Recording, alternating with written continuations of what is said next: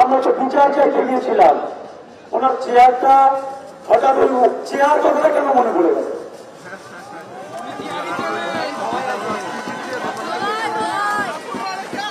বিচারের দাবিতে ওনার চেয়ার কোনোভাবে নড়ে যাচ্ছে না তো?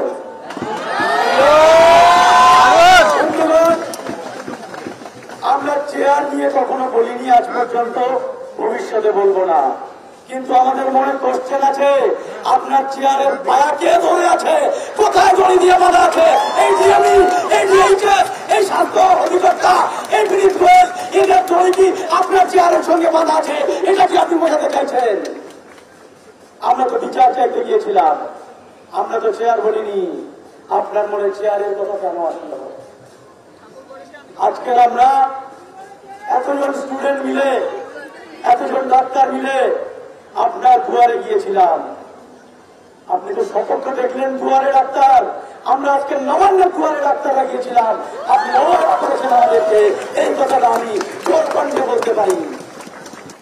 আপনি আমাদের সঙ্গে তো দেখা করেননি, তার অজুহাত নিয়ে আপনি 10 পাতা কাগজ করে দিচ্ছেন। মনে রাখবেন, আমরা 33 দিন ওয়েট করতে পেরেছি, আরো 33 দিন ওয়েট করে নেব। আপনার কথা আমরা মানছি না। লাইভ ট্রিবিউনালের দরকার। আমাদের সমস্ত স্বাস্থ্য ব্যবস্থার দুর্নীতিতে কঙ্কাল সব দুর্নীতি স্বাস্থ্য ব্যবস্থা যে আছে, এই স্বাস্থ্য ব্যবস্থাটা আমরা মানুষের চোখের সামনে তুলে ধরতে চাই। আপনি স্বাস্থ্যমন্ত্রী, আপনি এই ব্যাপারে কবে কি কোন পদক্ষেপ নিয়েছেন? আপনি স্বাস্থ্য অধিকর্তাকে বাঁচানোর জন্য এখন চেষ্টা করছেন। আমরা কি চেয়েছি? আর একটা ঘটনা ঘটে গেছে, একটা অকৃতিকর জঘন্য থেকে জঘন্যতম ঘটনা ঘটে গেছে আমাদের মনের সঙ্গে। আমরা কি চেয়েছি? এরকম ঘটনা যাতে ভবিষ্যতে না ঘটে, এবং এই ঘটনা ঘটানোর পিছনে যারা জড়িত ছিল এবং যারা এই ঘটনা ঘটার পর ধামাচাপা দেওয়ার চেষ্টা করেছে, আমাদের দাবি ছিল এটাই যে তাদেরকে আপনি শাস্তি দিন। আর আমরা আপনার ওই চেয়ার যে করছেন না, ওই চেয়ারের প্রতি ভরসা রেখেই আজকে দিয়েছিলাম। মনে রাখবেন, কোন দেশের মুখ্যমন্ত্রী প্রধানমন্ত্রী একটা নাম নয়, ওই চেয়ারটাই হচ্ছে মুখ্যমন্ত্রী প্রধানমন্ত্রী। সারা জীবনে কেনা থাকে না। আমি বারবার দীপ্ত কণ্ঠে বলছি, আমরা বিচারের নামের দাবিতে যে 33 দিন ধরে রাজপথে পড়ে আছি, আমরা আবার দীপ্ত কণ্ঠে বলছি, আমাদের অতটাই ক্ষমতা আছে, আরো 33 দিন এই রাজপথে পড়ে থাকবো, কিন্তু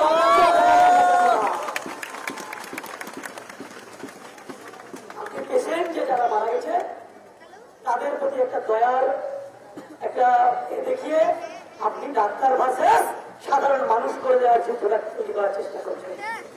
মনে রাখবেন, এটা কিন্তু নয়। আজকের যে ভাই আমাদের বিনা চিকিৎসায় মারা গেছে, তার জন্য আমরা অনেক বেশি দুঃখিত। সেই দুঃখ আমাদের হৃদয় ছুঁয়েছে। মনে রাখবেন, আমরা তারপরও কেনই আন্দোলন করছি?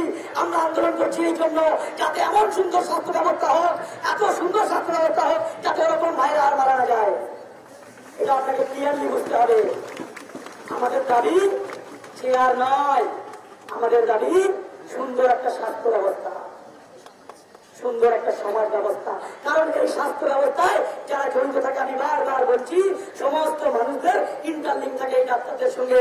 যদি আজকের একটা সুন্দর ডাক্তার, একটা শিক্ষিত এবং ভালো পড়াশোনা করে সঠিকভাবে ডাক্তারি পেশাটাকে যদি না জেনে শুনে এরকম ঘুঘুর ভাষার মাধ্যমে পরিচালিত, আর ওই হসপিটালে বসে পার্টি করা ডাক্তার যদি তৈরি হয়, সমাজে গিয়ে বাজে এফেক্ট করবে। এটাই আমরা বারবার আঙুল দিয়ে আপনার চোখে আঙুল দিয়ে দেখে